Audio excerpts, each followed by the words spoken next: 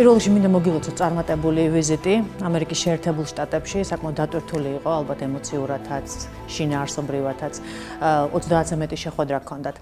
კულმინაცია იყო ამერიკის შეერთებული შტატების პრეზიდენტთან შეხვედრა. არ ვიცი ხა ვის როგორ, მაგრამ ჩემთვის ნათელია, რომ ესეთი შეხვედრები წინასწარ იგეგმება ხოლმე. მე მაინტერესებს თქვენ პირადად როდის შეიტყვეთ, რომ ხვდებოდით ამერიკის შეერთებული შტატების პრეზიდენტს, რატომ არ ანონსდებოდა ეს შეხვედრა? კი ბატონო, დიდი მადლობა პირველ რიგში მოწვევისთვის.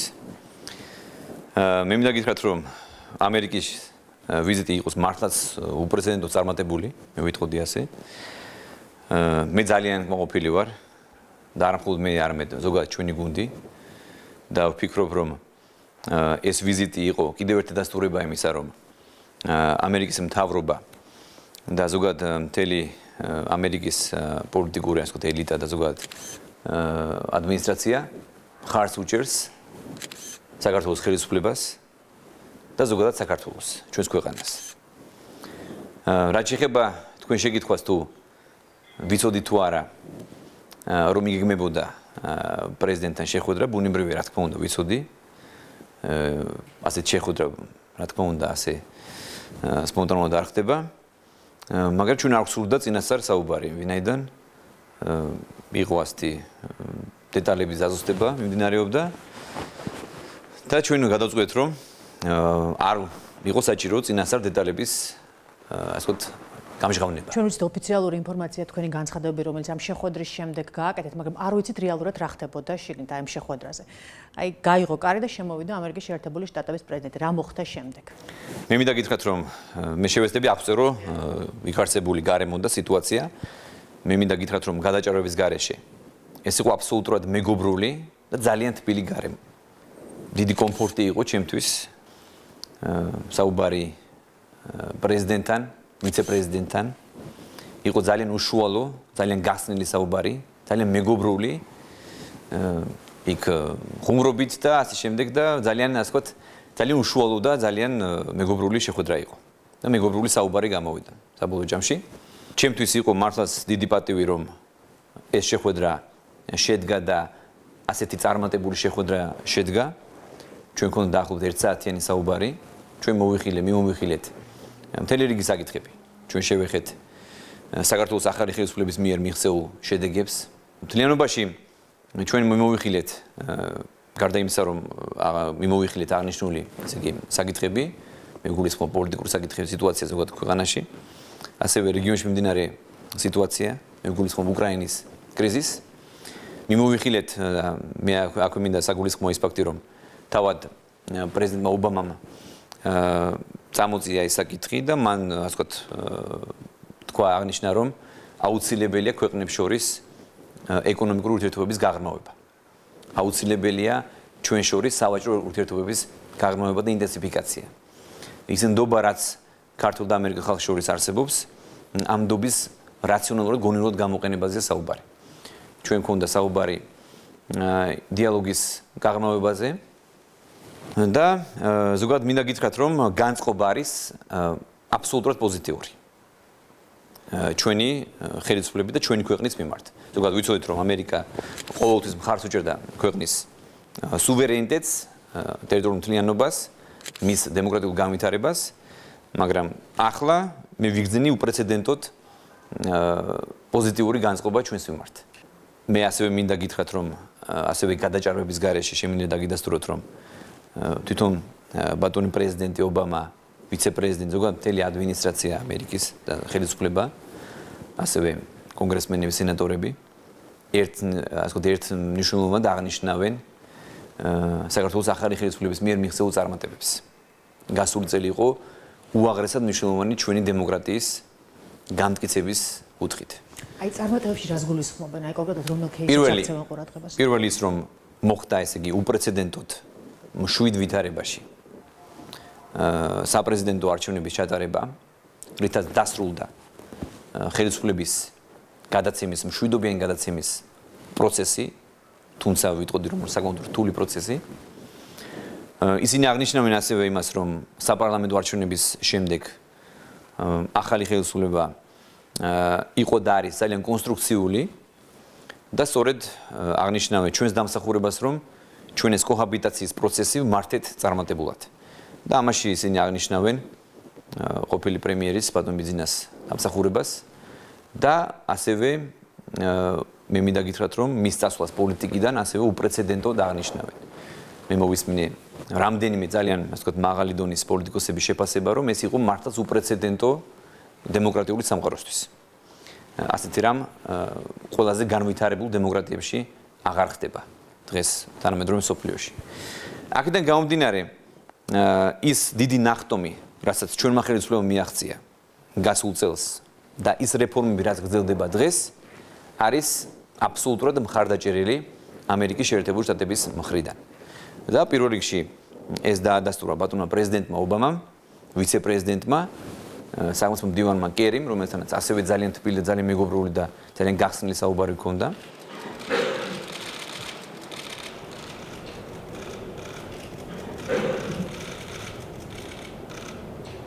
და საინტერესოა, რომ ეს მეგობრული შეხვედრა და ზოგადად ეს ფონი, რაც შეიქმნა, ეს გაყვა, ასე ვთქვათ, ფონად გაყვა ყველა ჩემს შეხვედრას. იქნებოდა ეს სენატორები, კონგრესმენები თუ სხვა.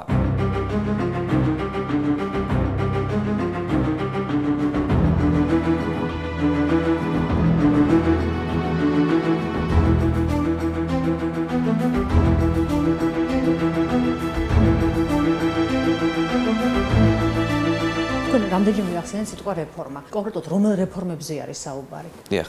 რა თქმა უნდა, მე გეტყვით რამდენიმე ჩამოთვლი ძალიან მნიშვნელოვანს. ეხლა დასამალი არ არის. მე არ მინდა ზოგადად ეხლა წარსულზე ვისაუბრო, მაგრამ სხვა შორის არც მინდოდა ჩემი სურვილი არ იყო წარსულზე საუბარი, მაგრამ თვითონ ძალიან კარგად იციან რა ვითარება იყო საქართველოში, იგივე ადამიანის უფლებების კუთხით. მათ ძალიან კარგად იციან და ეს საუბარში პრივატულ საუბრებშიც ქონდა სხვა შეხვედრებზე. იცოდნენ იმ უპრეცედენტოდ, ასე ვთქვათ, ძალიან მძიმე შემთხვევები ადამიანის უფლებების დარღვევის, წამების, არ ადამიანის მოპყრობის, აცხადებდა ციხეებში და არა მხოლოდ ციხეებში, არამედ ციხეების გარეთ. ძალიან კარგად იციან, რომ სასამართლოში პრობლემები არსებობდა. ეს ყველაფერი გახდა ცნობილი მათთვის. და შესაბამისად ისინი აღნიშნავენ და ძალიან აფასებენ ახალი ხელისუფლების მიერ მიღწეულ შედეგებს მედიის თავისუფლების გაუმჯობესების კუთხით, ადამიანის უფლებების გაუმჯობესების კუთხით, ზოგადად პოლიტიკური ვითარების, პოლიტიკური სიტუაციის გაჯანსაღების კუთხით, თუნდაც სასამართლოს დამოუკიდებლობის მიღწევის კუთხით, ვინაიდან მე მინდა სხვა შორის მე იქ რამდენჯერმე ვახსენე, თავად ბატონი კუბლაშვილის ფრაზის ციტირება მოვახდინე, რომელიც მიხედვითაც ის ამბობს, რომ საქართველოში დღეს სასამართლო არის ისეთი დამოუკიდებელი, როგორც არასოდეს არ ყოფილა. მე ეს სიამაყით გავიმეორე და მე ეს პირველ რიგში მინდა მივულოცო თითოეულ ქართველს. ეს არის გამარჯვება ქართული დემოკრატიის, ეს არის გამარჯვება სასამართლოსი, თუმცა ჯერ კიდევ არსებობს გარკვეული შეკითხვები, რომ ჯერ კიდევ ნაციონალური მოძრაობის ზეგავლენის ქვეშ არის და ჯერ კიდევ ისინი ახდენენ ზეწოლას, მეც მსმენია ამის თაობაზე. თუმცა მე იმედი მაქვს, რომ მოსამართლეები დღითი დღე გაითავისებენ, ისინი გრძნობენ თავისუფლების ფასს. ეს არის ყველაზე მნიშვნელოვანი, რომ მოსამართლეებმა გაიგეს რეალურად დამოუკიდებელი სასამართლოს მნიშვნელობა. უბრალოდ მათ იცოდნენ ბუნებრივია ამის მნიშვნელობა, მაგრამ ამის კომფორტი არ ჰქონდათ. ჩვენ ამის სრულ კომფორტს თავაზობთ. სასამართლოს ჩვენ თავაზობთ პოლიტიკურ ჩაურევლობას, ნულოვან, ასე ვთქვათ, ზეწოლას ხელისუფლების მხრიდან, ნებისმიერი შტოს მხრიდან, გაბედოს ვინმე ჩაერიოს სასამართლოს განზრუნებაში. მე ვიქნები პირველი უკომპრომისო ამ ადამიანებთან ბრძოლაში. ასე რომ აშკარა არის პროგრესი, აშკარა არის გაუმჯობესება თუნდაც ის რომ უპრეცედენტოდ მშვიდ და დემოკრატიულ, ტრანსპარენტულ გამჭვირვალე პროცესებში გარემოში ჩავატარეთ საპრეზიდენტო არჩევნები. ეს მართლაც დიდი მიღწევაა, არა მხოლოდ ჩვენი ქვეყნისთვის, არამედ რეგიონისთვის. ვინაიდან მე მინდა გითხრათ გააჭარების გარეშე რომ ძალიან კარგად ხედავენ და ისინი დარწმუნდნენ მამაში რომ ჩვენი ხელისუფლება არის რეალურად დემოკრატიაზე ორიენტირებული, რეალურად ადამიანზე ორიენტირებული, ევროპაზე და ევროპულ ღირებულებაზე ორიენტირებული ხელისუფლება. და ისინი კარგად ხედავენ რომ ჩვენი მოსვლით ხელისუფლებაში ჩვენ რეალურად გადავარჩინეთ როგორც ამერიკა საქართველოს შორის არსებული ურთიერთობები, არსებული მეგობრული ურთიერთობები და სტრატეგიული ურთიერთობები, ასევე ზოგადად გადავარჩინეთ დემოკრატია. და დემოკრატიის შანსი და ის შანსი რომ ქვეყანა განვითარდეს დემოკრატიული კუთხით. ჩვენი ხელისუფლებაში მოსვლის შემდეგ ძალიან ბევრი რამ გამოაშკარავდა. და იმაზე, რაზეც საუბრობდნენ წლების განმავლობაში ადამიანები, ეს ბევრს ეგონა მითი და მოგონილი.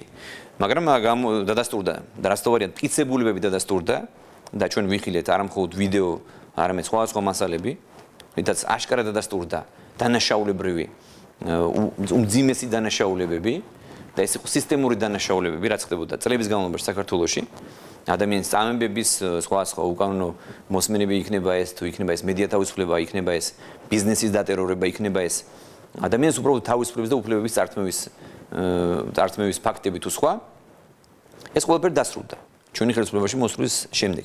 და ბუნებრივია ამ ყველაფერს ამერიკის შეერთებული შტატები და არა მხოლოდ ზოგადად ჩვენი მეგობარი ქვეყნები და ჩვენს მიმართ მეგობრულად განწყობილი ევროპული ქვეყნები ძალიან აფასებენ. და ისინი გვიცხადებენ სრულ მხარდაჭერას, რომ ეს პროცესები კიდევ უფრო განვავითაროთ, განვამტკიცოთ, ბუნებრივია ჩვენ არ ვამბობთ, რომ ჩვენ ვართ იდეალურები. ჩვენ კიდევ გვჭირდება ძალიან ბევრი რამ არის საჭირო. მხოლოდ ხელისუფლების შეცვლა არ არის საკმარისი. ჭირდება ბუნებრივია სხვა ინსტიტუტების გაძლიერება ჭირდება ძალიან ბევრი რამ ეს პროცესების გაჯანსაღება ჭირდება და ასე რომ ჩვენ მართულები რასთავარია, ჩვენ ვართ მოტივირებული რომ ეს პროცესები ჯანსაღად წარმართოთ. როგორც მივხვდით თქვენი საუბრიდან, ობამა-ბაიდენის შეხვედრაზე თქვენ გექნებოდათ ალბათ წინა ხელისუფლებაზე საუბარი. და რა კუთხით იყო საუბარი? კონკრეტული გვარები თუ გაჟღერდა, თქვა სააკაშვილი, მერაბიშვილი. რატო უსვამ ამ შეკითხვას? იმიტომ რომ მეორე დღეს თეთრი სახლის ოფიციალურ ვებგვერდზე გაკეთდა განცხადება. ობამამ და ბაიდენმა მოუწოდეს ირაკლი ღარიბაშვილს საქართველოს ყველა ლიდერთან და სამოქალაქო საზოგადოების წარმოადგენლებთან ერთად კანონის უზენაესობის გამტკიცებისა და დემოკრატიული მიღწევების კონსოლიდაცია მოახდინოს. აქ ნიშანდობლივი იყო ფრაზა ყველა ლიდერთან ერთად. კონკრეტულად ვინ იგულისხმებოდა ამ ლიდერებში? ძალიან კარგი შეკითხვა დამისვით. მე მინდა გითხრათ რომ და გავახარო, ასე ვთქვათ, თლიანად საქართველოს მოსახლეობა და ზოგადად ბრჭყალებში გავახარო ყოფილი ხელისუფლების წარმომადგენლები, რომ არათუ მხოლოდ მათი გვარის ხსენება არ ყოფილა, არამედ მათზე ჩვენ დრო არ დაგვიკარგავს, ჩვენ დროს ძალიან კარგად გავუფრთხილდით და ჩვენ ვისაუბრეთ მომავალზე. მე მათ ვუთხარი რომ და რეალურად ამის დემონსტრირება მოვახდინეთ.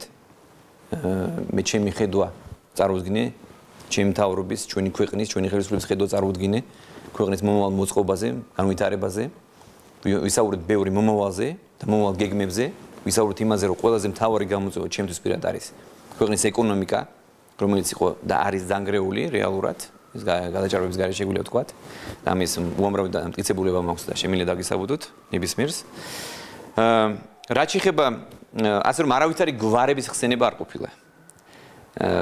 არავის არ უკითხავს კონკრეტული გვარი, იყო ზოგადი საუბარი. რაც თქვენ აღნიშნეთ, ანუ დემოკრატიული კონსოლიდაცია, დემოკრატიული პროცესების, ასე ვთქვათ, ჯანსაღად წარმართვა და ასევე კანონის უზენაესობა, ისინი მილოცავ მათ მომილოცეს რომ ჩვენ ამ მიმართულებით რეალურ პროგრესს მივახციეთ, მაგრამ მათი რეკომენდაცია და მეგობრული რჩევა იყო რომ ჩვენ ამ მიმართულებით გავაგრძელოთ და განვამტკიცოთ კანონის უზენაესობა საქართველოში, რომ ერთხელ და სამუდამოდ ყველა იყოს თანაბარი კანონის წინაშე და კანონი არ დაირღვეს არც ერთი ადამიანის მიმართ. ეს იყო მეგობრული რჩევა და ჩვენ ამ რჩევებს რა თქმა უნდა ვითვალისწინებთ. ეს არის რჩევა, რომელიც მეგობარს უნდა ურჩიოს, ბუნებრივია ჩვენ გამოცდილება ნაკლები გვაქვს დემოკრატიის თვალსაზრისით და ასე რომ ჩვენ უნდა მოვუსმინოთ და მივიღოთ რჩევები მათგან, ვინც ამ რეალურად ამ ასე ვთქვათ დემოკრატიის შემქმნელები და ფუძემდებლები არიან. ამ შემთხვევაში მე ვგულისხმობ ამერიკის შეერთებულ შტატებს. ასე რომ არავითარი გვარების ხსენება არ ყოფილა, პირიქით მე მინდა გითხრათ რომ რეალურად არც მოწოდება არ ყოფილა ითანამშრომლეთ ოპოზიციასთან. არა, ზოგადად საუბარი იყო ბუნებრივია რომ თუმცა მათ ძალიან კარგად იციან, ეხლა ბუნებრივია რომ ჯანსაღი ოპოზიცია და კონსტრუქციული ოპოზიცია საქართველოში არ არსებობს. ის რაც დაგხვდა ჩვენ პარლამენტში და ძალიან ეწყინათ, როდესაც თქვი რომ შემთხვევით მოხდნენ მეთქი და გასაგები ამაზე აღარ მინდა მე ჩაღრმავება დეტალებზე, რა და როგორ მოხდა. დაშინები ძალიან რთული სიტუაცია იყო და საპარლამენტო არჩევნებზე როგორ მოხდა ეგ. ჯანსაღი ოპოზიცია არ არსებობს, ამაში ნაციონალურ მოძრაობას გულისხმობთ თუ სხვა არა, მე გულისხმობ საპარლამენტო ოპოზიციას. მე გარეთ თუ არიან დარჩენილი და მე დიდი სურვილი მაქვს რომ გარეთ დარჩენილი ოპოზიცია გაძლიერდეს თუ ამის რეალური ბერკეტი და თუ ამის რეალური რესურსი მათ ჯერ კიდევ აქვთ. ჩემი სურვილია რომ რეალურად საქართველოში ვიხილოთ კონსტრუქციული ჯანსაღი ოპოზიცია, რომელიც ქვეყნის ინტერესებზე იქნება ორიენტირებული და არა საკუთარი პარტიული ინტერესების დამცველი. ეს ჩემი სურვილია, ვინაიდან მე ყოველთვის ვარ მოწოდებული რომ მივიღო კრიტიკა, ოღონდ ჯანსაღი კრიტიკა და კონსტრუქციული კრიტიკისთვის ყოველთვის ვარ მზად, როგორც მე ასევე მთლიანად ჩემი გუნდი. აქედან გამომდინარე მე მხოლოდ ბედნიერი ვიქნები თუ ერთ დღეს ვიხილავთ რეალურად ქვეყნის მომავალზე ორიენტირებულ ოპოზიციურ ძალას. უფრო კონკრეტული იყო თავის გამოსვლაში სახელმწიფო მდივანი ჯონ კერი სტრატეგიული პარტნიორობის შესახებ ქარტიის პლენარულ სხდომაზე მან ისაუბრა, მე ხა ამონარიც წაგეკითხავთ, თქვენ გაქვთ შანსი განავრცოთ ეს მიღწევები, ანუ საუბარი იყო არჩევნებზე 2013 წლის არჩევნებზე, განავრცოთ ეს მიღწევები თვითმმართველობის არჩევნების იმავე სტანდარტების ჩატარებით.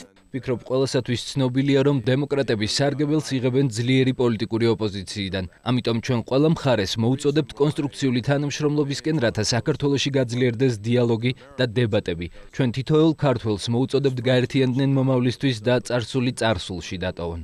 თქვენი აზრით, აი კერის ამ გამონათქვამს როგორ შეაფასებთ? იყო ეს საყვედური გაფრთხილება თუ უბრალოდ რეკომენდაცია? გაფრთხილება მითითება ასეთ რაღაც. ჩვენ ასეთი ურთიერთობა ჩვენ არ გვაქვს. ჩვენ გვაქვს მეგობრული ურთიერთობა პირველ რიგში.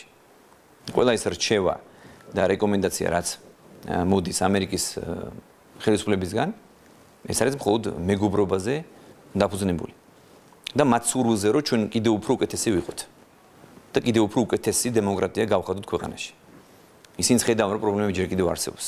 ჩვენ ამას არ გავუბივართ, მაგრამ ეს არის ჩვეულებრივი, ეს არის ბუნებრივია სწორი რჩევა, რომ ჩვენ ეს პროცესი გავაგრძელოთ. და მე ამას ბუნებრივია მე როგორც გითხარით, ეს ჩვენი ხედვაც არის და ამ შემთხვევაში ჩვენ ორივე მხარე ვართ ერთ აზრზე, რომ ჩვენ გვინდა საზოგადოების კონსოლიდაცია. და მე ამის რეალურად სურვილიც მაქვს, ამის ამბიციაც მაქვს, რომ მოხდეს საზოგადოების გაერთიანება. კონსოლიდაცია ქვეყნის ინტერესების დასაცავად. რაც შეეხება წარსულზე ერთადერთი ინსტიტუტი, რომელიც ფიქრობს, ეს არის პროკურატურა. ის ვალდებულია ფიქრობს, ის ვალდებულია პასუხი გასცეს უამრავი მოქალაქეების, ათასობით მოქალაქეების მიერ დაწერილ განცხადებებს. მე ინფორმაციას გეტყვით, რომ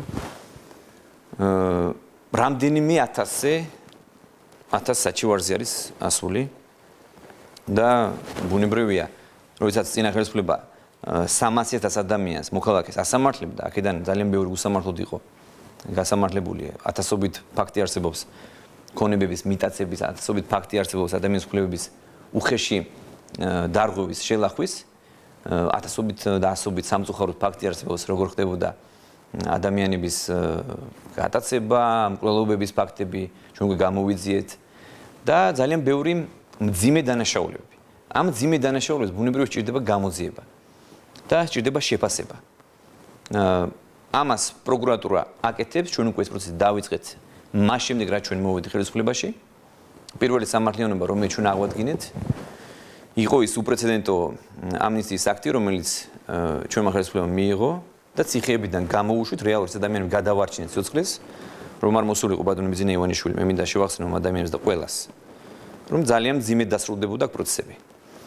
ეს ხალხს არ უნდა დაავიწყდეს. მე მგონი არც ავიწყდებათ, მე უბრალოდ ზოგადად საუბარში მოვიტანა ამ თემამ და მაგითო აღნიშნე.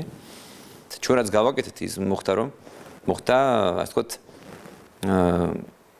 შთანთქმის გაუქმებაც, რის მეუხებითაც მაგალითად იგივე მერაბიშვილს მიესაჯა 5 წელი, სიმბოლურია სხვათა შორის ეს დამთხევაც 5 წელი ნაციონალური მოძრაობის ნიშანთან თანხმდრაში მოვიდა და სხვათა შორის სპეკულაცია იმის თაობაზე, რომ ჩვენ ვარღვევდით პრეზუმპციას და ხშირად მოიხსენიებდით ჩვენი ხელისუფლების წარმომადგენლები ნაციონალურ მოძრაობის წევრებს კრიმინალებად და შემდეგ ალბათ ეს კომფორტი მათ აღარ აქვთ, ვინაიდან დადასტურდა რომ რეალურად მერაბიშვილი აღმოჩნდა კრიმინალი. და დავინახეთ რომ ეს ადამიანი თურმე შინაგანსაკუთრებთა მინისტრმა ამ ხელა კაცია, ამ ხელა მინისტრი იყო, ასეთი ძალაუფლების მქონე, წაართვა სახლი და თავის ოჯახს აცხოვრებდა წლების განმავლობაში. ეს დადასტურდა დამოუკიდებელი სასამართლოს პირობებში და დამოუკიდებელი მოსამართლის მიერ მიღებული გადაწყვეტილების შედეგად მას მიესაჯა 5 წლის თავისუფლების აღკვეთა. ასევე მოსყიდვის ფაქტი დადასტურდა, ხო? დადასტურდა რომ სახელმწიფო ბიუჯეტიდან ისინი ხარჯავდნენ, იყენებდნენ სახელმწიფო ბიუჯეტის სახსრებს იყენებდნენ საკუთარი პოლიტიკური პარტიისთვის, არჩევნებისთვის კერძოდ, ამორჩეულის მოსყიდვის მიზნით. ესე დადასტურდა, ხო? და ასევე დადასტურდა 26 მაისის ბრუტალური, ასე ვთქვით, არაადამიანური დარბევა. რის შედეგადაც მე შეგახსენებთ, 5 ადამიანი გარდაიცვალა. ასე რომ პარალელებს როდესაც ავლებენ ისტორიასთან, ძალიან ახლო, ასე რომ სულ ახლო 2 წლის წინ მოხდა ეს შემთხვევა, ეს უბედური შემთხვევა. როდესაც ასე არაადამიანურად დაარბიეს საკუთარი მოქალაქეები. უამრავი ფაქტი, რაც ჯერ კიდევ ჩემი მინისტრობის დროს იქნა გამოძიებული, როგორ აწამებდნენ ადამიანებს, როგორ უწყობდნენ საკუთარ მოქალაქეებს არჩევნებამდე, არჩევნებზე რაღაც დამატებითი ხმების მოძიების და მიღების მიზნით ტერაქტებს. ამაზე მეტი უბედურება რა შეიძლება ადამიანმა დამართოს საკუთარ მოქალაქეებს. ეს რეჟიმი იყო. ეს იყო რეალობა, რომელიც წლების განმავლობაში იყო დამკვიდრებული და რომელსაც შეგუებული იყო მთლიანად საქართველოს მოსახლეობა. ანუ ძალით თუ ნებით თუ ნებლიეთ, რა თქმა უნდა, ეს მათთვის ეს იყო კოშმარი, ეს იყო კატასტროფა, ეს იყო ძალიან მძიმე პერიოდი, რომელიც საქართველოს მოსახლეობამ გამოიარა 9 წლის განმავლობაში, მაგრამ ეს პროცესი დასრულდა, ჩვენ დავიწყეთ სამართლიანობის დამკვიდრება პირველ რიგში. მე პირადად, მთელი ჩემი გუნდი ვართ მოწოდებული, რომ სამართლიანობის განმტკიცება ერთხელ და სამუდამოდ იქნეს უზრუნველყოფილი ქვეყანაში. სამართლიანობა თუ არ იქნება ქვეყანაში, იქ არავითარი არც კანონის უზენაესობა არ იქნება. არც ეკონომიკას არ აქვს ფასი და არაფერს აღარ აქვს, ყველაფერს ეკარგება თავის ფასი. არც ადამიანის უფლებას, არც მედიის თავისუფლებას, არაფერი. იქ ყველაფერი არის უსამართლობა. ამიტომ ჩვენ რაც დავიწყეთ და რაც ბატონ მიზინამ დაიწყო და რასაც ჩვენ ვაგრძელებთ, არის ის რომ ჩვენ დავიწყეთ სამართლიანობის დამკვიდრება. და ეს პროცესი მიმდინარეობს. პროკურატურას ეხლა დიდი გამოწვევები აქვს და ისინი ამ პროცესს მიიყვანენ ბოლომდე და პასუხს გასცემენ და შეაფასებენ ზოგადად თუ რამდენად მძიმე სისტემური დანაშაულებებს ჰქონდა ადგილი. ჩემი თავი გამოწვევა კიდევ ვიმეორებთ, არის ეკონომიკა, არის სოციალური პირობების გაუმჯობესება, არის უკეთესი ჯანდაცვა, უკეთესი განათლება და ჩვენ ყველაფერს გავაკეთებთ რომ და ჩვენს მცდელობას არ დავაკლებთ რომ ეს პირობები რეალურად არ გავაუმჯობესოთ საქართველოში უახლოეს წლების განმავლობაში. სხვა თემა არის, მაგრამ ძალიან მაინტერესებს ამას თქვენ კომენტარი არ გაკეთებთ. თქვენ ბრძანეთ რომ დიდი გამოწვევა აქვს პროკურატურას, როგორც ამბობენ, პროკურატურა ვერ იდგა მოწოდების სიმაღლეზე საფრანგეთში ექსამ-პროვანსში კეზერაშვილის საქმესთან დაკავშირებით. აი ამაზე რა კომენტარს გააკეთებთ? მე მქონდა საუბარი პროკურატურასთან და მე ვფიქრობ რომ ეს ცოტა გადაჭარბებულია. მე არ ვიცი დეტალები, საქმის დეტალები, მაგრამ საუბარი იმის თაობაზე რომ სასამართლომ რატომ მიიღო ეს გადაწყვეტილება დამოუკიდებელი სასამართლოს გადაწყვეტილებაზე საუბარი საფრანგეთის და არა საქართველოსი ძალიან რთულია და მე არ მგონია ამ თემაზე დამატებით სპეკულაციები. მე ვიცი რომ ის რაც ქონდა გაკეთებული საქართველოს პროკურატურას მას გაკეთებული ქონდა სწორად ჩემი ინფორმაციით დანარჩენი მხარეს წარმოადგენდა საფრანგეთის პროკურატურა საფრანგეთის სასამართლოსთან და არა პირიქით, და არა საქართველოს პროკურატურა საფრანგეთის სასამართლოსთან. ეს არის ყველაზე მთავარი განმასხვავებელი და ეს არის მნიშვნელოვანი დეტალი, თუ შეიძლება ამას დეტალი უწოდოთ, ასე რომ აქ ადამიანები, მოქალაქეები არ უნდა დაიბნენ. საუბარი იყო იმაზე, რომ საფრანგეთის პროკურატურა წარმოადგენდა მხარეს. ჩემი ინფორმაციით ასე არის და ამის გადამოწმება ძალიან მარტივად შეიძლება. ასე რომ დაცვის მხარემ უბრალოდ სასამართლომ არ გაითვალისწინა წარდგენილი მტკიცებულებები და მან მიიჩნია რომ კეზერაშვილი ამ შემთხვევაში, თუმცა ეს პროცესი არ დამთავრებულა. კეზერაშვილის პროცესი მიმდინარეობს სასამართლოში ჩვენთან და მე დარწმუნებული ვარ რომ სამართალს მის შემთხვევაშიც ჩვენ აუცილებლად მივახცევთ და ავადგენთ სამართლიანობას ვინაიდან კეზერაშვილს უკავშირდება ძალიან მძიმე დანაშაულებები. ასე რომ ეს პროცესი არ დამთავრებულა და ჩემი ინფორმაციით ძალიან ბევრი სხვა საქმეები არსებობს, სადაც კეზერაშვილი მონაწილეობდა და ამ თემაზე მუშაობს პროკურატურა და ძალიან ტყუილად უხარიათ ახლა ნაციონალურს რომ ეს პროცესი მათ მოიგეს. დაუბრუნდით ჩვენ სასაუბრო თემას. პრეზიდენტ ობამასთან შეხვედრაზე უკრაინის თემა რა კუთხით განიხილებოდა, საქართველოსთან რა მიმართებაში იყო მიბმული ეს თემა? ხო, უკრაინა ძალიან მძიმე სიტუაცია, მე მინდა გითხრათ რომ პირველ რიგში მართლა ძალიან განვიცდით ჩვენ ყველანი ვინაიდან უკრაინა და უკრაინის ხალხი არიან ძალიან ახლობელი ჩვენთვის.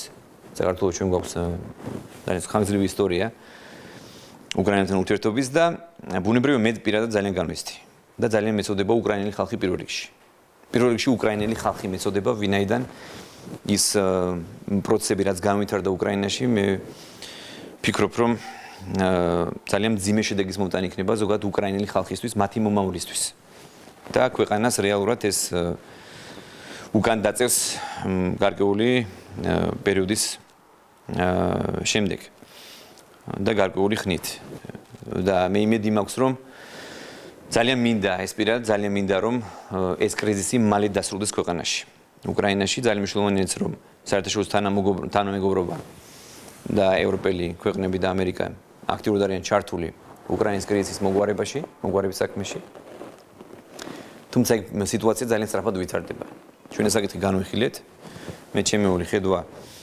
უთხარი ბატონ ობამას და ჩვენ ეს გქონდა ჩვენ ეს გავცვალეთ ჩვენი მოსწრებები მნიშვნელოვანია ბუნებრივია საქართველოს გამოცდილება ვინაიდან ჩვენ გქონდა ძალიან მძიმე არც თუ ისე შორეულ წარსულში მძიმე გამოცდილება გქონდა ჩვენ ომი და რამაც ძალიან მძიმე შედეგები გამოიღო ჩვენი ქვეყნისთვის და რეალურად ჩვენი შედეგები ახლა მოვიმკეთ ვინაიდან ქვეყანა ძალიან დიდი ხნით უკან დაწია ამ ომმა ასე რომ მე ვისურვებდი რომ უკრაინაში პროცესები და ეს კრიზისი ძალიან მალე დასრულდეს არა მხოლოდ დასავლეთი აქტიურობს უკრაინაში, მე მგონი მიხეილ სააკაშვილი ძალიან აქტიურობს უკრაინაში. რეალურად ეს გვავნებს მისი ეს აქტიურობა თუ რაღაცას წაგვადგება ქვეყანას? ხო, საინტერესო, მე არ ვიცი, მე მინდა რომ გულწრფელად გამოვხატო, ეხლა თქვენ ახსენეთ, მე არ ვაპირებდი მაგის არც მინდა მაგ თემაზე საუბარი, მაგრამ მე პირადად გეტყვით რომ გაუცებული ვარ პირდაპირ უკრაინის ამჟამინდელი ხელისუფლება საერთოდ როგორ ესაუბრება მიხეილ სააკაშვილს. და მე მითხრეს რომ რჩეულად ყავთ მიწვეული და გარკვეულ რჩევებს ეკითხებიან და მე ვნახე კადრები უკრაინის მე არ მინდა უბრალოდ მათ საქმეში ჩავერი მაგრამ ეს ისე უბრალოდ მეგობრული რჩევის სახით როდესაც მიხეილ სააკაშვილის უშიშროების სამსახურის უფროსი უშიშროების მინისტრი ესაუბრება და მათ რჩევებს ეკითხება მე მგონი შეცდომაა და მძიმე შეცდომაა ვინაიდან სააკაშვილი არის ის კაცი რომელმაც თავიდან ვერ აიცილა 2008 წლის ომი და პროვოკაციას პირდაპირ წამოეგო და მივიღეთ ის რაც მივიღეთ და როდესაც ასეთ კრიზისულ ვითარებაში ასეთი ავანტიურისტი ყავს მრჩევლად მე მგონი ძალიან დიდი შეცდომაა მე დავინახე რომ სააკაშვილი მარტო არ არის იქ ჩასული როგორც მეუბნებიან მას ჩაყვანილი ყავს საკუთარი ბიძა რომელსაც კარგი წარსული აქვს შესაძლოა საინტერესო წარსული აქვს იგივე რუსეთის პრესამსახურებთან ურთიერთობის კუთხით ჩემი ინფორმაციით ის კგბ-ს ყოფილები ხომ ის არ არსებობენ მაგ სფეროში რუსეთის დროიდან ხო და ძალიან საინტერესოდ ვითარდება მე უბრალოდ ვურჩევდი მეგობრულად ამ ადამიანებს რომ სულ უფრო ნაკლებად დაენდონ მიხეილ სააკაშვილის რჩევებს ვინაიდან ძალიან მიჭირს დავიჯერო რომ მიხეილ სააკაშვილი ამ ადამიანებს მეგობრულ და ასე ვთქვათ სასარგებლო რჩევებს აძლევს ამ ადამიანს საკუთარ ქვეყნისთვის, საკუთარ ხალხისთვის ვერ შეძლო სასარგებლო საქმის გაკეთება. და მე არ ვიცი, შეიძლება ეს მეგობრულად გავარფრთხილო და უბრალოდ ვურჩიო უკრაინის მოქმედ პასუხებელ პირებს, რომ მათ ეს გაითვალისწინონ მიხეილ სააკაშვილის ბიოგრაფია. მისი ასე ვთქვათ რადიკალური, ასე ვთქვათ ხასიათი, მისი ავანტიურისტული მიდგომები საკითხებისადმი. მეუბნებია რომ გია ბარამიძე ყავთ შინაგან საქმეთა მინისტრის მრჩევლად. მე მითხრეს გუშინ რომ საცილო იყო რომ ადეიშვილი ჩაყავთ ასევე მრჩევლად. და დათა ახალაია მიყავთ კიდევ მეორე მრჩევლად. ეს ძალიან მძიმე იქნება. და მეგობრული რჩევაა ჩემი რომ ეს ყველაფერი გაითვალისწინონ. ჩვენ ეს ყველაფერი გამოვცადეთ საკუთარ თავზე. ნახეთ ამ ადამიანებმა რამხელა კატასტროფამდე მიიყვანეს ჩვენი ქვეყანა. და მე არ უსურვებდი უკრაინელ ხალხს პირველ რიგში, რომ იგივე განმეორდეს უკრაინაში. კრიზისების დროს ასეთი ადამიანების გვერდში ყოლა ეს არის საკუთარი თვითმკვლელობის სტოლფასი. ერთის დასავლურ მედიაში იწერება, რომ ოპოზიციას აკონტროლებს დასავლეთი და ამ ლოგიკით თუ დასავლეთი აკონტროლებს ოპოზიციას, ესე იგი დასავლეთი თანახმაა, რომ ყველა ეს ჩამოთვლილი გვარები იქ სიტუაციას არეგულირებდნენ? არა, დასავლეთი თანახმა ბუნებრივი რა თქმა უნდა არ იქნება, რომ სააკაშვილი იყოს ასე ვთქვათ, მიწვეული მრჩეველი. შეიძლება მას სტატუსი არ აქვს მრჩევლის, მაგრამ მას სურს ამ ცეცხლის ასე ვთქვათ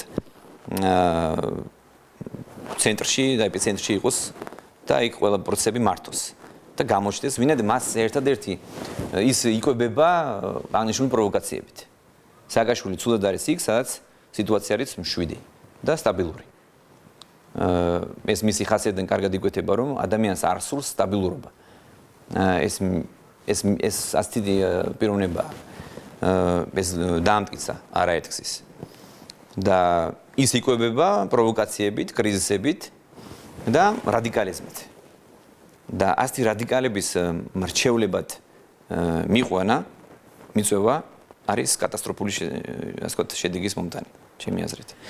და მე ძალიან ვეჭობ, რომ დასავლეთმა რა თქმა უნდა, ხა მე არ მგონია, რომ აქ დონეზე ერეოდეს, რომ მიხეილ სააკაშვილი მიიწვიოს, არ მიიწვიოს, რჩევა კითხოს, არ კითხოს, მაგრამ ფაქტია, რომ სააკაშვილი იქ არის და ხა იქ ვერ გააგდებენ ხო უკრაინიდან. თქვენს ვიზიტს მე ესეთი შთაბეჭდილება დამრჩა, რომ სულ რაღაც თან დაძდევდა ჭრდილად ეს უკრაინის მოვლენები. ერთ-ერთმა ექსპერტმა ისიც დაწერა, რომ ვითარება მოიტანა, რადიკალურად შეიცვალა დასავლეთის პოზიცია პოსტსაბჭოთა სივრცის მიმართ და ამას პროვოცირება გაუკეთა სწორედ უკრაინის მოვლენება და მასში რუსეთის ნეგატიურად ჩარევამო. აი თვლით თუ არა, რომ ვიზიტის აი ეს შედეგიანი მიმდინარეობა გარკვეულად განპირობებული იყო უკრაინაში განვითარებული მოვლენებით? არა, მე ვერ დაგეთანხმები და არ ვთვლი.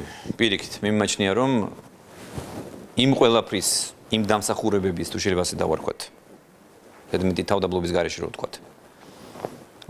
რასაც ჩვენმა ხელისუფლებამ მიაღწია ბოლო 2 წლის მანძილზე, სწორედ ამის შედეგი იყო აღნიშნული წარმატებული ვიზიტი. დახვედრა ის მეგობრული გარემო, ის მყუდრო და ძალიან კომფორტული ატმოსფერო შექმნა. ეს მე ვფიქრობ განპირობებული იყო და მე მჯერა რომ ასე იყო, განპირობებული იყო ჩვენს შორის არსებული და კიდევ უფრო გამტკიცებული მეგობრული ურთიერთობებით და ჩვენი ხელისუფლების მიერ გადადგმული ძალიან მტკიცე დემოკრატიული და ევროპული ნაბიჯების გამო. ასე რომ უკრაინა ეს ერთი გარე ფაქტორია და უკრაინის თემა ბუნებრივია გარკვეულწილად მოქმედებს საქართველოზე, ვინაიდან სამეზობლო ასე ვთქვათ პოლიტიკაზე ის ასე ვთქვათ უკრაინაში მიმდინარე მოვლენები ასახვას პოვებს, მაგრამ ეს არ იყო მთავარი გამსაზღვრელი, რის გამოც ჩვენ და ჩემს ვიზიტს და ჩემს დელეგაციას ასე თბილად და მეგობრულად დახვდა ამერიკის პრეზიდენტი და მისი მხარე.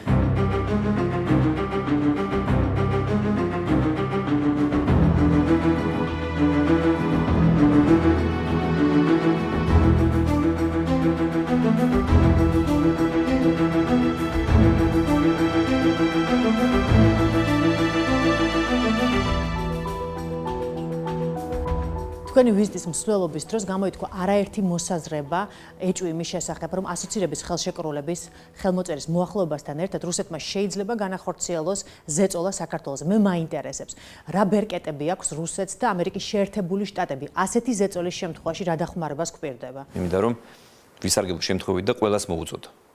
იქნება ეს ოპოზიცია, პოზიცია. თუ ნებისმიერი სხვა ექსპერტი თუ არა ექსპერტი. ზოგადად ამ საფრთხეებზე გადაჭარბებულად საუბარი მიმაჩნია არასწორად.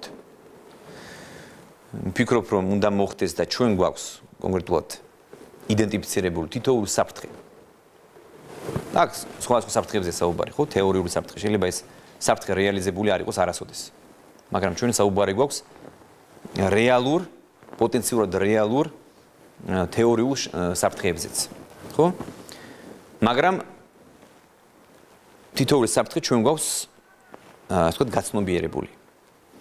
მე ვისმენ სხვა ადამიანის მოსაზრებებს, სხვა შორის ჩვენი გვინდანაც რამდენიმე მე ვფიქრობ გადაჭარბებული შეფასებები მოვისმინე და ეს მიმაჩნია არასწორია, ვინაიდან მოსახლეობა ზედმეტად არ უნდა დაიძაბოს. არ ჭირდება მოსახლეობას, ისედაც გვეყო რამდენიც ასე ვთქვათ რადაძაბულობას ქონდა ჩვენ 9 წლის განმავლობაში. ეს მუდმივი ისტერიკა, მუდმივი რადიკალიზმი, რომელიც მომდინარეობდა ნაციონალურ მოძრაობისგან, რომელსაც აგრძელებენ დღესაც და მათ უნდათ რომ ეს რადიკალიზმი, ეს შფოთვა და ეს ასე ვთქვათ ექსტრემიზმი შემოვიტანონ ჩვენთანაც, ამას ისინი ვერ მიახსენ ბუნებრივად, ჩვენ აქ ამ სიტუაციაში ემოციების დრო არ არის. ჩვენ არ ვშვიდება ემოციები, ჩვენ ვშვიდება ცივი გონებით აზროვნობა, პრაგმატული მიდგომა და გონივრულობა. და ცოტა სიბრძნეც. ასე რომ მიმაჩნია რომ საფრთხეები ბუნებრივი არსებობს, მაგრამ ჩვენ ზედმეტად არ უნდა გადავაფასოთ აღნიშნული საფრთხეები. რუსეთს საქართველოზე ნაკლები ბერკეტები აქვს. საქართველოში მოსახდენი უკვე მოხდა 2008 წელს, რაც თავიდან ვერ აიცილა ბატონმა მრჩეველმა სააკაშვილმა და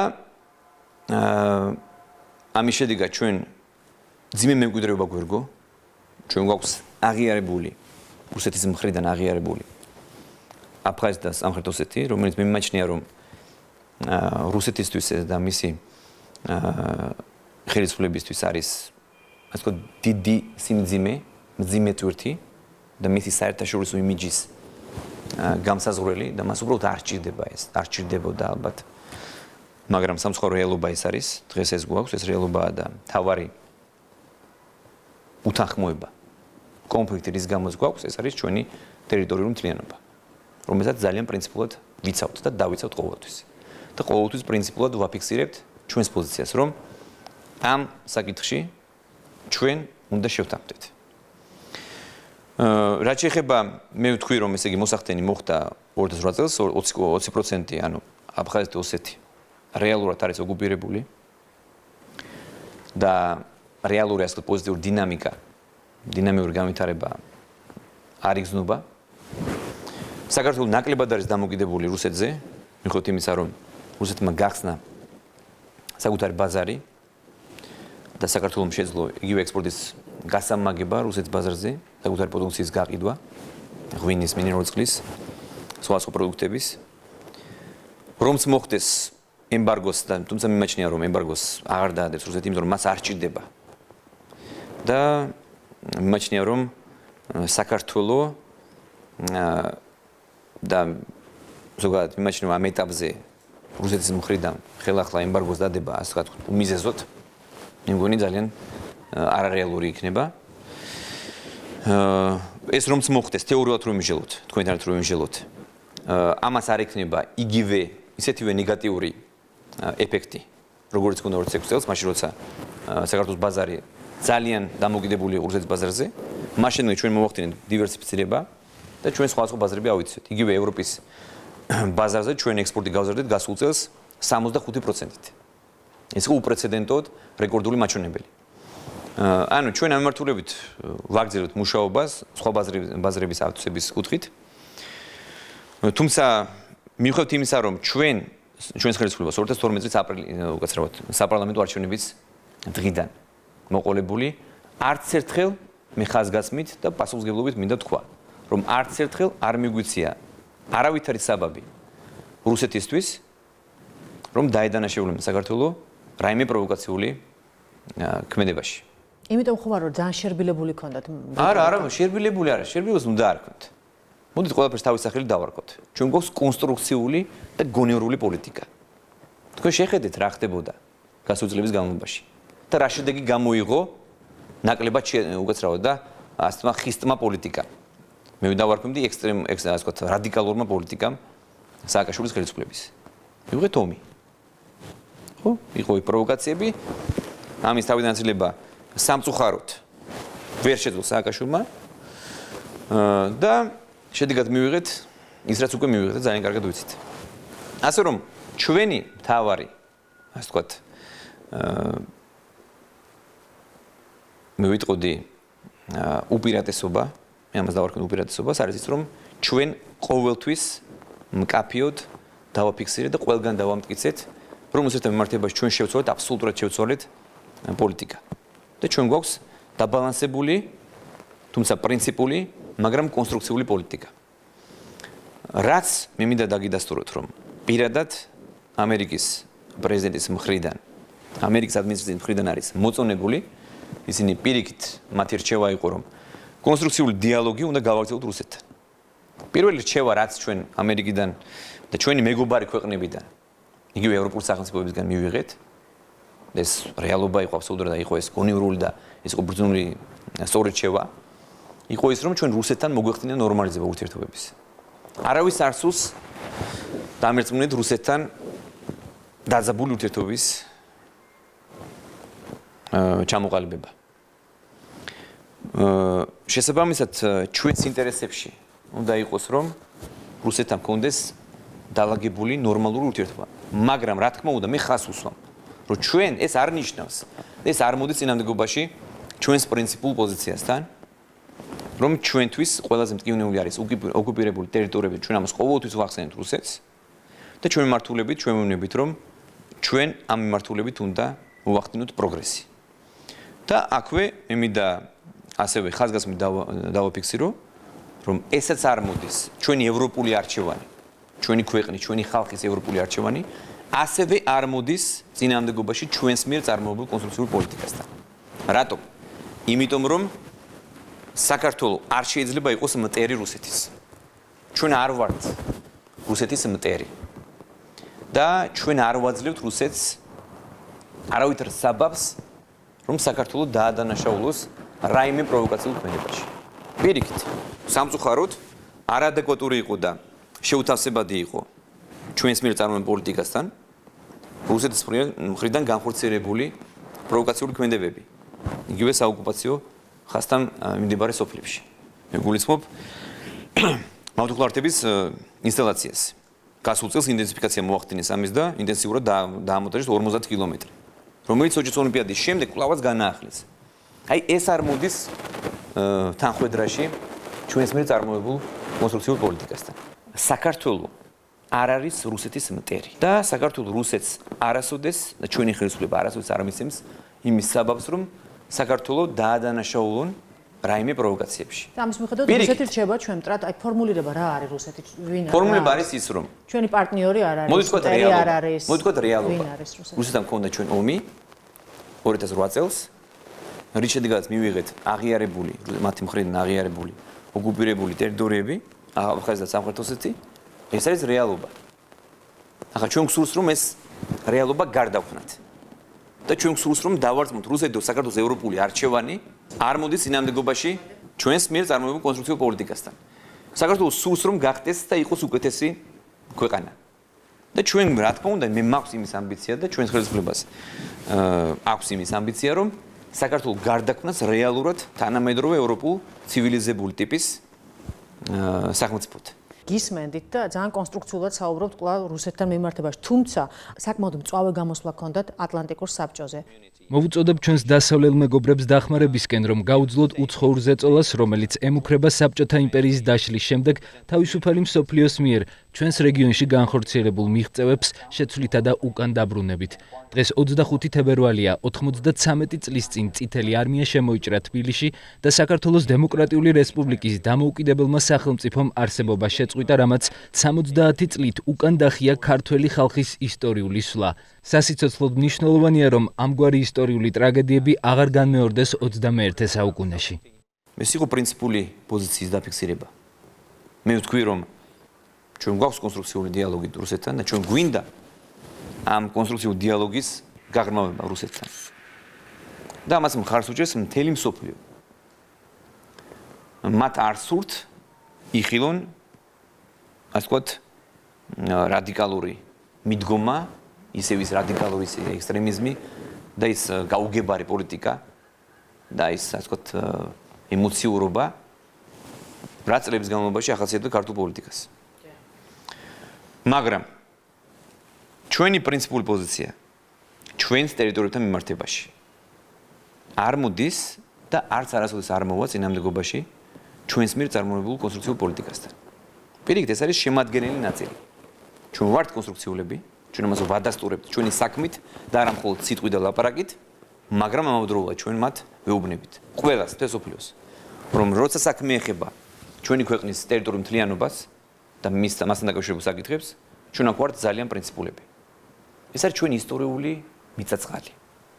ეს ადამიანები ეს ჩვენი ძმები, ოსები და აფხაზები იყვნენ და არიან ჩვენი მოძმე ხალხი, ჩვენი ძმები, რომელთანაც ჩვენ უდიდესი ისტორია გვაქვს. ჩვენ საერთო კულტურა გვაქვს, საერთო ტრადიციები გვაქვს. ეს ყველაფერი, ასე ვთქვათ, ჩვენია. და მე ვფიქრობ, რომ მე მხოლოდ პრინციპული ვიყავი და რეალობაზე ვსაუბრობდი. მე ვსაუბრობ იმ რეალობაზე, რომელიც საქართველოს თავის თავზე გადაიტანა იმ წარი გამოცდილებას, რომელიც ჩვენ გადავიტანეთ 28 წელს, მაგრამ ეს იმას ანიშნავს, ჩვენ უნდა გავჩერდეთ ერთ ადგილზე. ჩვენ წინ უნდა წავიდეთ, წინ უნდა გავიხედოთ. და ჩვენ უნდა ვიფიქროთ, როგორ გავიდეთ ბოლოში, ასე ვთქვათ. და რა არის ჩვენი მიზანი? ჩვენი მიზანი არის ის, რომ მოხდეს დროთა განმავლობაში ჩვენი ტერიტორიის გამთლიანება. შესაძლოა დღეს ამაზე საუბარი არის ნაადრევი. ჩვენ აქ პრობლემები გვაქვს. მაგრამ მე დარწმუნებული ვარ 3-5 წელიწადში საქართველოს მე დარწმუნებული ვარ სწორი გზით გავაგრძელებ ჩვენ სვლას და ვერავინ ვერ შეგვიშლის ჩვენ ხელს შიგნით და გარედან რომ საქართველოს არასწორი გზით განვითარდეს. მე ვფიქრობ რომ მივახცევთ იმ კონდიციამდე რომ უფრო გამარტივდეს დიალოგი. და იგივე აფხაზებმაც და ოსებმაც როგორ უნდა მივახციოთ დიალოგის გამარტივებას მაშინ, როდესაც აი ამ ვითარების ფონზე ეხლაც მეგონი მავთულ ხლართებს აბამა მე ნიკდა რეალურად არანაირი შედეგი ამასანი. იგივე თქვენ თქვით რომ წვავე გამოსვლა იყო თითქოს. ეს იყო პრინციპული გამოსვლა და აქ მინდა კიდევ ერთხელ განმარტო ჩვენი კონსტრუქციულობა. თუ რატომ ვართ კონსტრუქციულები? ერთის რომ ეს არის ერთ-ერთი გონივრული პოლიტიკა და ჩვენ ვაწარმოებთ გონივრულ პოლიტიკას. ჩვენს მეზობელ ქვეყანასთან. რუსეთთან რომელთანაც გვაქვს რეალურად გადაუჭრელი პრობლემა. ჩვენს ტერიტორიებთან დაკავშირებით. და მეორე, ასევე ძალიან მნიშვნელოვანი, ჩვენი კონსტრუქციულობით, ჩვენს მეგობარ ქვეყნებს, ევროპელ ქვეყნებს და ასევე ამერიკის შეერთებულ შტატებს ვუქმნით რეალურად. მე ვიტყოდი კომფორტულ პირობებს და არ ვუქმნით უხერხულობებს საქართველოსთან მიმართებაში. იგივე მათ რომ ადეკვატურად შეაფასონ საქართველოს პროგრესი. იგივე სხვა მიმართულებით. და მათ მხარი დაგვიჭირონ ევროინტეგრაციის კუთხით. დააჩქარონ ეს პროცესი. იგივე მხარი დაგვიჭირონ ნატოსთან მიმართებაში. მათ ჭირდებათ დაინახონ, რომ საქართველოს მოწოდებულია, რომ დაალაგოს ურთიერთობა რუსეთთან. წინამორ შემთხვევაში, თქო როგორ წარმოგიდგენიათ, რომ საქართველოს კონდეს რადიკალური პოლიტიკა რუსეთთან და ამ დროს ჩვენ კონდეს როგორ გითხრათ? იგივე დასავლეთისგან, დასავლელი მეგობრებისგან, მეგობარ ქვეყნებისგან, ევროპისგან, ამერიკისგან მოწონება ამ პოლიტიკის. ეს გამორიცხულია. ჩრდილოატლანტიკური ალიანსის უელსის სამეცნიერო უკვე გაგზავნილია შეერთებული შტატებისგან მესიჯები. ჩვენი თანამშრომლობა თავდაცვის სფეროში მიმდინარეობს და ჩვენ მივესალმებით საქართველოს როგორც არაწევრი სახელმწიფოს მხარდაჭერას ავღანეთის სამშვიდობო ოპერაციაში, რომელიც გაგრძელდება 2014 წლის შემდეგაც. ჩვენ პატივს ვცემთ ქართველი სამხედროების არნახულ თავგანწირვას და გავაგრძელებთ მუშაობას თქვენთან ერთად იმისთვის, რომ დავეხმაროთ დაჭრილ ჯარისკაცებს. ჩვენ ერთგულები ვრჩებით ბუქარესტის სამიტის და ყველა მომდევნო გადაწყვეტილების, რომ საქართველო გახდება ნატოს წევრი. შეერთებული შტატები იმუშავებს იმისთვის, რომ წელს დაგეგმილ სამიტზე საქართველოს პროგრესი იქნას აღიარებული ყველა წევრი ქვეყნის მიერ. ამას ემატება კონგრესმენების რეზოლუციები და ასე შემდეგ. რეალურად რამდენად წინ წავიწიეთ აი ყოველ განცხადებების შემდეგ მაპისაკენ? კი ბატონო, რაც შეეხება ნატოსთან ურთიერთობებს. მე გიტყვით, რომ ნატოს წევრი ქვეყნების შეფასება არის შემდეგი, რომ საქართველოს მიაღწია აშკარა პროგრესი. ისინი პირდაპირ მემაც ციდრებას ვახდენ, ისინი ამბობენ, რომ ჩვენ მივახცეთ აშკარა პროგრესი. იგივე თქვენ თუ გადახედავთ ეროვნული სამოქმედო პროგრამის შესრულების შედეგებს საქართველოს მხრიდან, ნატოს ეროვნული პროგრამის შესრულების გეგმებს და შედეგებს ნახავთ, რომ იქ საქართველოს ჩავარდნა არ აქვს.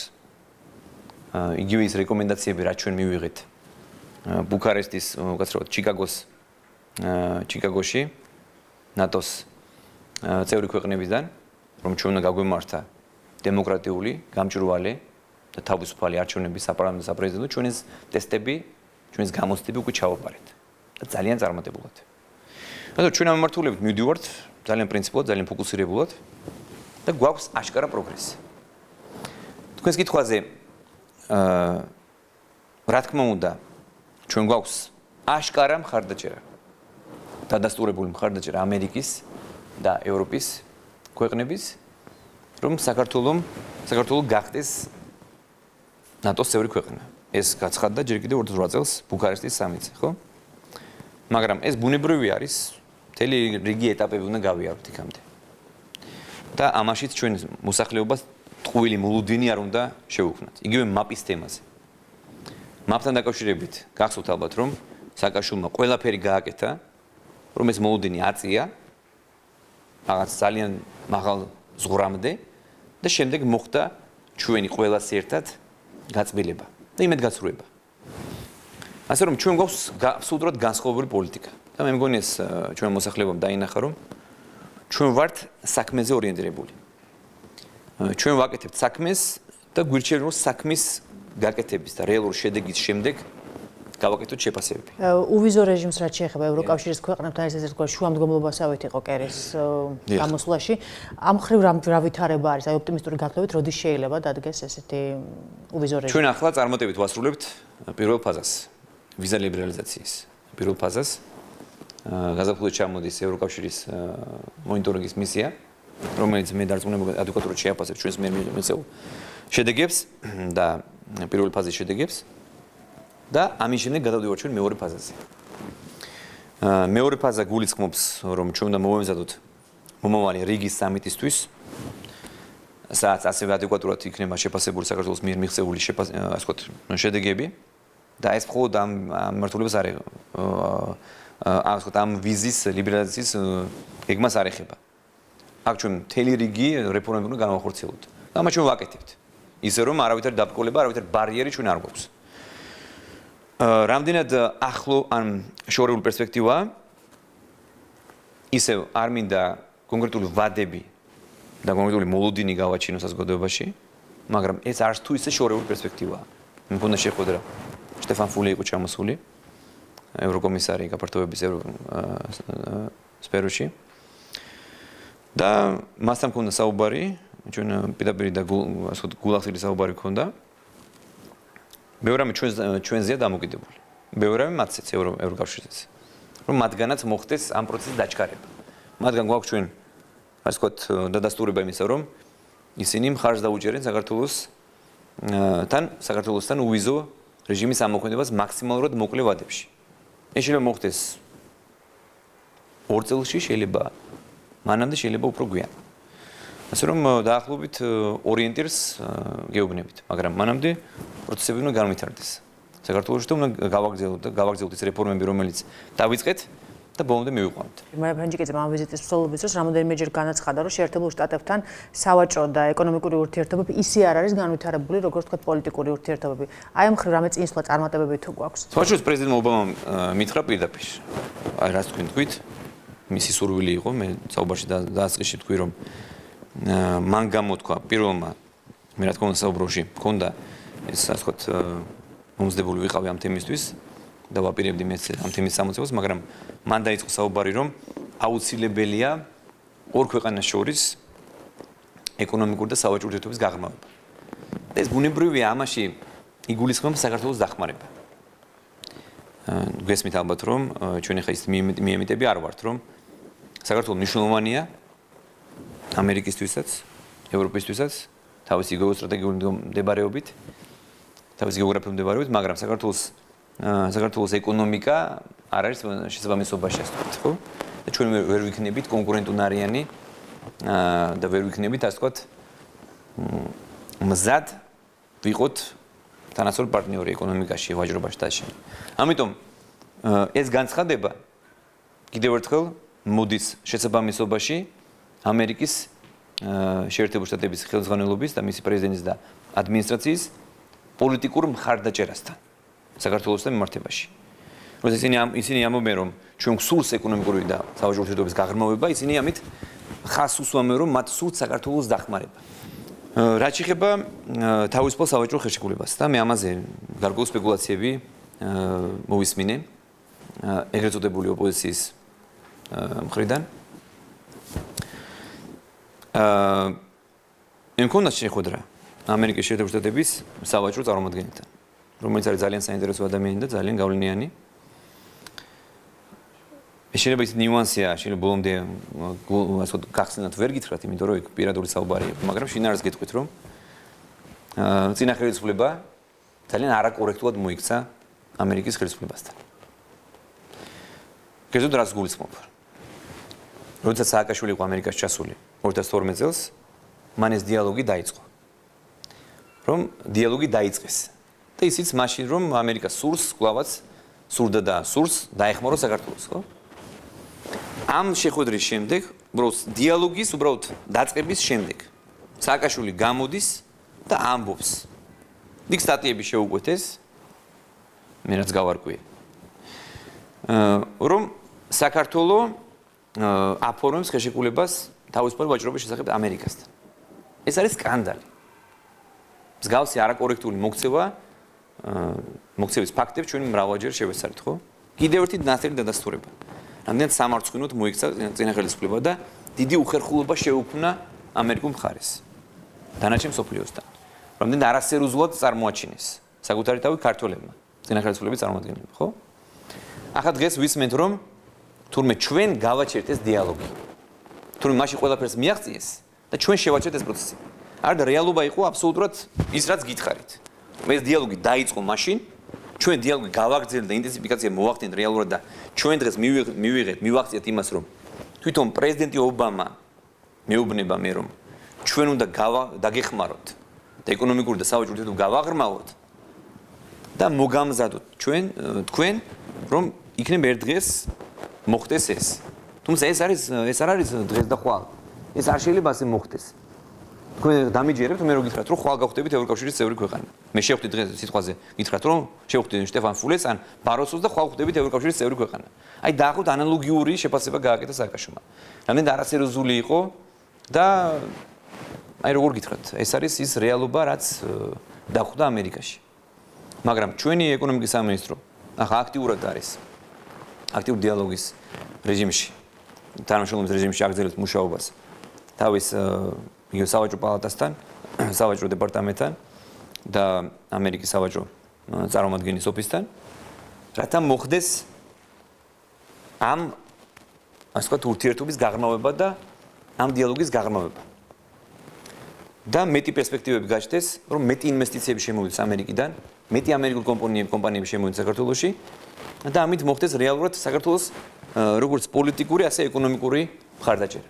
ვიდრე თქვენ მსოფლიოს ყველაზე მაღალი ტრიბუნიდან აკეთებდით განცხადებას იმის შესახებ, რომ ერთგული ხართ დასავლური კურსის, დასავლური ფასეულობების ოპონენტები აქ იხსენებდნენ იანუკოვიჩის მაგალითს, რომელიც ბოლო წუთამდე ამტკიცებდა იგივეს, თუმცა საქმეზე რომ იდგა, მან ასოცირების ხელშეკრულებას ხელი არ მოაწერა. მე მაინტერესებს, რას ეტყოდით ოპონენტებს აი ამგვარ სკეპტიკურ გამონათქვამებზე და რა გარანტიებს გვაძლევთ, რომ თქვენი კურსი არ შეიცვლება? ხო, მე დაახლოებით ხვდები, ვისაც გულისხმობ თქვენ. მე ადამიანებს უბრალოდ მე აღარ ვესაუბრებ მაგათ. უკვე დიდი ხანია. მე მაქვს კაფეო ჩამოყალიბებული პოზიცია. ამ ადამიანთან მიმართ მე გულისხმობ ეგრეთ წოდებულ არასაპარლამენტო, უბრალოდ საპარლამენტო პოზიციას. ნაციონალებს. მე ამ რადიკალებთან დავასრულე დიალოგი. მე არ ვაპირებ მათთან საუბარს, იმიტომ რომ ეს ადამიანები ხილებული არიან ისეთ მძიმე დანაშაულებებში, მათი ხელისუფლება და მათი რეჟიმი, როგორც არის. ადამიანების მკვლელობა, ადამიანების გატაცება, ადამიანების წამება, გაუპატიურება, ბიზნესის წართმევა და ასე შემდეგ, აღარ მინდა ჩამოვუყვე ეს ყველაფერი. ეს არის დისკრედიტებული ორგანიზაცია.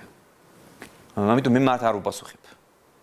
თქვენ შეკითხვაზე უბრალოდ მე არ მინდა რომ გაწყენინოთ და თქვენი პატივისცემის დადასტურების ნიშნად გიპასუხებთ. პასუხებ მოსახლეობის გასაგონად. ჩვენ არათუ მხოლოდ სიტყვით, არამედ ჩვენი საქმით ვადასტურებთ ჩვენს მიერ წარმოებულ პოლიტიკას. რამდენად სერიოზულია ახლა მე კომენტარი გავაკეთო იმაზე, რომ ვიღაცა ჭკუატყოფელმა იმ დროს როცა მე ამერიკაში ვარ და წარმოვიდგინე ქვეყანას. და ჩემი ქვეყნის იმიჯის გასაზრიერებლად, ჩემი ქვეყნის ინტერესების დასაცავად ვარ ჩასული. აკეთებს რაღაც უკვეთა სტატიას, რაღაც განკურნალ თანხას იხდიან და ამბობენ რომ ჩვენ ვართ თურმე იანუკოვიჩის ანალოგი თუ მათ პარალელს ავლებენ. ეს ასაცილო ბუნებრივია. უბრალოდ ასეთი ადამიანები ამერიკელი პოლიტიკოსების თვალში და ზოგადად ევროპელი ცივილიზებული ადამიანების თვალში არიან ძალიან დისკრედიტირებული და იაფასიანი პროვოკატორები.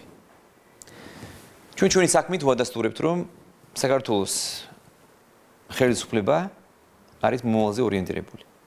ამერიკის პრეზიდენტი და მისი ადმინისტრაცია მიცხადებს სულ მხარდაჭერას და მეუბნება რომ არც ერთი ადამიანი არ არის ერთ სახში რომელიც ჩვენ მხარს არ გვიჭერს. ეს არის ჩემი პასუხი. აღმოჩნდა თუ არა ეს ერთი ვიზიტი საკმარისი რომ პირადი ურთიერთობები დაგემყარებინათ? კი, სხვა შორის რაც ყველაზე მეტად მახარებს არის ის რომ მოხდა კონტაქტი და ნახეს რომ ჩვენ ვართ ნორმალური, პირველ რიგში ნორმალური, დაბალანსებული, კონსტრუქციული და პროგნოზირებადი ხალხი. და პროგნოზირებადი და სტაბილური რასთავარია ხელისუფლება. ჩვენ ვართ სტაბილური ხელისუფლება, რითაც მე ვამაყობ. და ჩვენ გვაქვს კაფეო ჩამოყალიბებული ხედვა წინ მომავალზე, მომავლისკენ და ჩვენ ვიცით რას ვაკეთებთ. და რას გვინდა რომ მივახციოთ. ჩვენ გვაქვს კარგად დასახული მიზანი. და მის მისაღწევად ჩვენს ხალხთან ერთად ვაკეთებთ ყველაფერს. ჩვენ ცდილობას არ ვაკლებთ. რაც შეეხება კონტაქტებს, იგივე პრეზიდენტმა მითხრა, რომ ის 20 საათიან მეგობრობას მთავაზობს და ნებისმიერ დროს ის მზად არის, იქნება ეს რჩევა თუ დახმარება თუ სხვა, მე შემიძლია მას დაურეკო და დაველაპარაკო და მთხოვა დახმარება იქნება თუ რჩევა. ეს მეგობრული ჟესტი იყო ბუნებრივია და ასევე ვიცე-პრეზიდენტისგან, რომელთაც ასევე ძალიან მოვიხიბლე, ბრძენი ადამიანია, ისიც ასევე მანაც ასევე დამიდასტურა, რომ მე ნებისმიერ დროს შემიძლია მასთან მეგობრული საუბარის და მეგობრული რჩევების კითხვას. მე რატომაც არა, მე ვარ ახალგაზრდა და მე მჭირდება მეტი რჩევები. ჭვიანი და ბრძენი ადამიანებისგან. მინდა გაგახსენოთ კითხვა, რომელიც დაგისვეს ატლანტიკურ საბჭოზე, რომელიც ეხებოდა თქვენს ასაკს. მე მაინტერესებს, რაიმე უხერხულობას ხომ არ გიქნით ხოლმე, როდესაც თქვენს ასაკზე ესე მუდმივად პედალირებენ? არა, რატომ? ეგ ხო დადებით კონტექსტში მოხდა ამ შეკითხვის დასმა და მე პირიქით სიამოვნებს, როცა ახალგაზრდულ ასაკზე მიუთითებენ. მე კიდევ უფრო შემახსენებენ, რომ ახალგაზრდა ვარ. წინ დიდი მომავალი გვაქვს, ჩვენ ყველას ერთად. ბევრი გვაქვს გასაკეთებელი. მე მაქვს ამბიცია და მაქვს ენერგია, ასე ვთქვათ, ის ენერგიას და ის мотиваცია, რომ მემსახუროთ ჩემს ხალხს და ჩემს ქვეყანას. და ეს მხოლოდ დადებით კონტექსტში იქნება ახმული ჩემი მხრიდანაც. იგივე ხუმრობითაც ჩვენ ვიხუმრეთ. იგივე პრეზიდენტი ობამაც გამეხუმრა ასაკთან მიმართებაში, როცა დეტალს მოგიყვებით. მე ვუყვებოდი იმ პერიოდს, როცა საუბარი ქონდა და როცა საქართველოში საბჭოთა კავშირი ინგრეოდა. და ის პერიოდი გავიხსენი. რამდენად რთული პერიოდი არსებობდა და მაშინ გამეხუმრა, რომ მე ალბათ არ მახსოვს ის პერიოდი, ვინაიდან მაშინ 5-6 წელს ვიქნებოდი. ასე რომ ეს და იგივე ბაიდენმა მითხრა, სხვა შორის ციამაყით, რომ თუ არ ვწდები 29 წელს, როცა გახდა სენატის ყველაზე ახალგაზრდა წევრი. My first official trip to Washington. System strategy and consolidating international.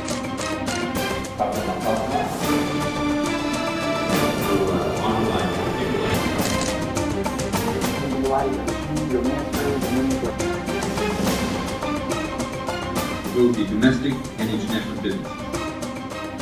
მსურს კიდევ ერთხელ გავამეორო, რომ ჩვენ გვსურს და ჩვენ გვაქვს ამბიცია, რომ ჩვენს ქვეყანას, ჩვენს შვილებს, ჩვენს მომავალთაობას შევთავაზოთ უკეთესი მომავალი. და ჩვენ გავაკეთებთ ყველაფერს და ვაკეთებთ ყველაფერს, რომ ამ შედეგს მივახციოთ.